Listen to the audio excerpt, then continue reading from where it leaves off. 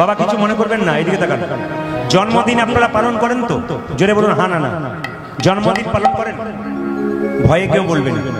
জন্মদিন আপনারা পালন করেন? যার জন্ম আছে তার জন্মদিন আছে নাকি? তো জেনে নিন, জন্মদিন আপনারা পালন করেন, কিন্তু কিছু ভুল আমাদের মধ্যে আছে। জন্মদিনে বাচ্চাদের আপনারা কেক তো হাত তুলে বলুন হ্যাঁ না না। কেক কাটেন? কেক কাটেন? বাহ, এই যে সত্যি কথাটা বললেন তার জন্য খুশি। অন্য জায়গাতে ভয়ে বলে না, যদি কিছু বলে জেনে নিন। আপনারা কেক কাটেন, একটা মোমবাতি জ্বালিয়ে কি বলেন? হ্যাপি বার্থডে টু ইউ ফুস, একটি ডিজাইন। এটা কিন্তু ভারতবর্ষের সনাতন ধর্মের মানুষের নয়। আপনার শিক্ষামূলক কথা শুনে নিন। এইদিকে যেটা আপনারা করছেন হ্যাপি বার্থডে টু ইউ আপনারা করছেন, জেনে নিন এটা কিন্তু আমাদের সনাতন ধর্মের নয়। এটা কাদের বলুন তো? এটা হচ্ছে খ্রিস্টানদের। আমরা খ্রিস্টান কালচার ধরতে ধরতে, পাশ্চাত্য কালচার ধরতে ধরতে আমাদের কিন্তু আস্তে আস্তে আমরা নিতাই গৌর হরিগোল হয়ে গেলাম। এই জন্য আপনাদের কাছে নিবেদন করলাম, ইংরেজ ছেড়ে গেল আমাদের দেশটাকে, কিন্তু কিছু কিছু জিনিস রেখে গেল যেখানে আমরা ভুলতে পারলাম না। একটু মন দিয়ে শুনবেন, যে যেখানে বসে আছেন। বাচ্চার জন্মদিনে যে কেক কাটছেন আর মোমবাতি জ্বালাচ্ছেন, এতজন কীর্তন শুনছেন, হাত তুলে বলুন তো কেক কেন কাটা হয় আর মোমবাতি কেন জ্বালানো হয়? সব মাথা নোড়াচ্ছে এমনি এমনি করে, কেউ আবার অনেক কিছু করছে। জেনে নিন কেক কেন কাটা হয়। একজন হাত তুলে বলতে পারলে আমি খুশি হব, কেউ বলতে পারবে না। আমি কয়েকদিন আগে এক মাস্টারমশাইয়ের বাড়িতে মাসা ছিলাম, কীর্তনে যাবো তার আগে বললো, প্রদীপ বাবু আজ আমার নাতির জন্মদিন। বললাম খুব ভালো কথা। তো ওনার বাড়িতে তখন হ্যাপি বার্থডে টু ইউ ফুস ওটাও চলছে আর কেক কাটাও চলছে। আমি জিজ্ঞেস করলাম, মাস্টারমশাই মানে এটার মানে বুঝতে পারলাম না, কেক কেন কাটা হয় আর মোমবাতি কেন নেভানো হয়?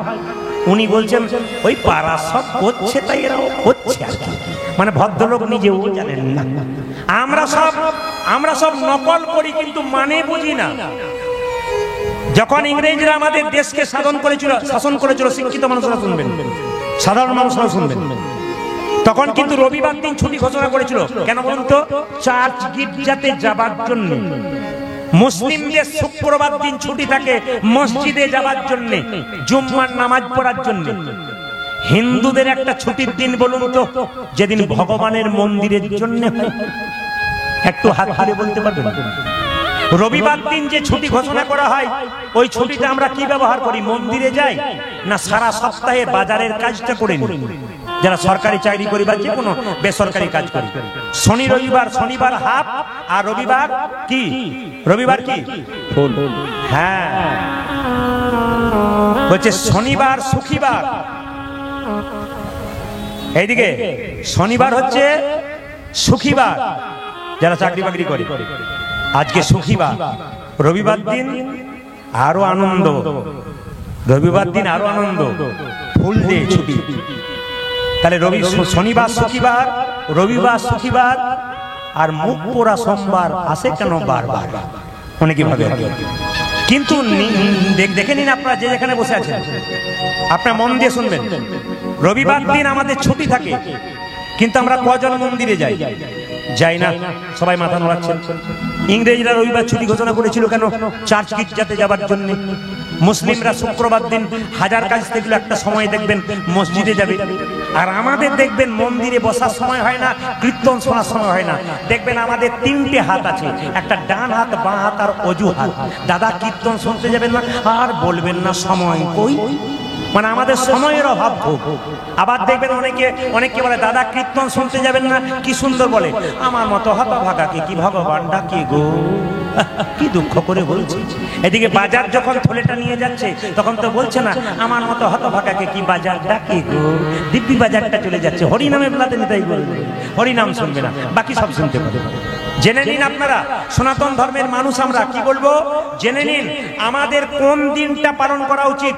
জন্মদিনে কি করা উচিত আগে জেনে নিন। জন্মদিনে কার পালন করা কি উচিত? জন্মদিনটা হচ্ছে কেক কাটা নয়। মায়েরা বাচ্চাদের শুভ দিনে ডিম খাওয়ান। জোরে বলুন হ্যাঁ না না। কেকের মধ্যে কি থাকে? ডিম। এখন ডিমবিহীন কেকও তৈরি হচ্ছে। কতজন দেখছে বেছে কোনটা ডিম দেওয়া কোনটা ডিমবিহীন?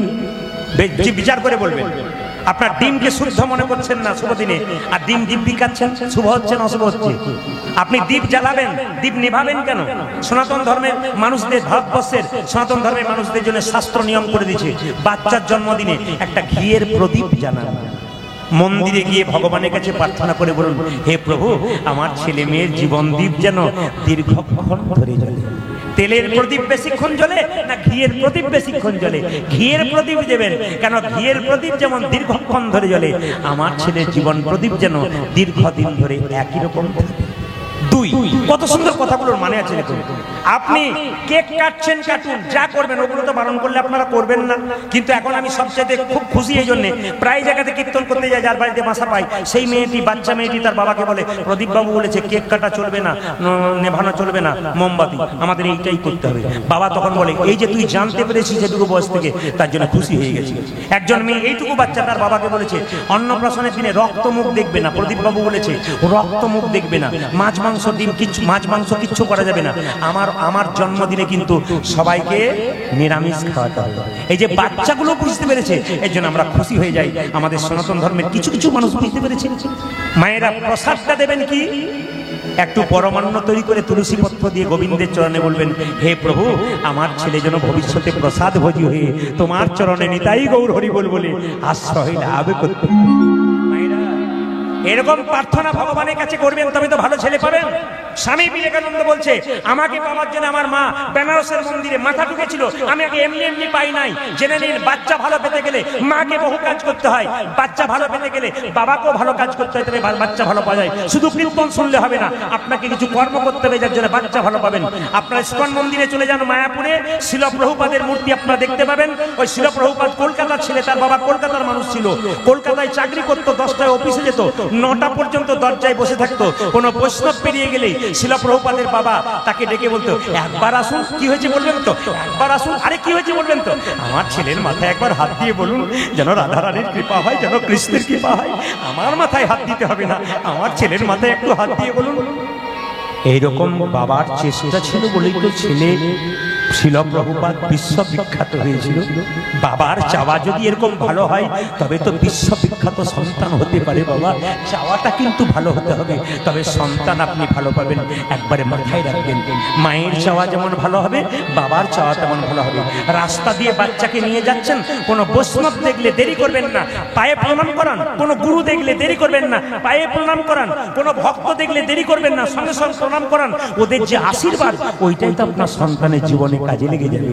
মা যশোদা বলছে, আরে তুই যাবি কোথায়? বলছে, মা, তুমি তো আমার কথা ভাবছো, আজকে দাদা বলার জন্মদিন, নব লক্ষ ধেনুর দল, এ যোগাবে তিন দল, নব লক্ষ ধেনুর দল, এ যোগাবে তিন দল, নব লক্ষ ধেনুর দল, এ যোগাবে তিন দল, নব লক্ষ ধেনুর দল, এ যোগাবে তিন দল।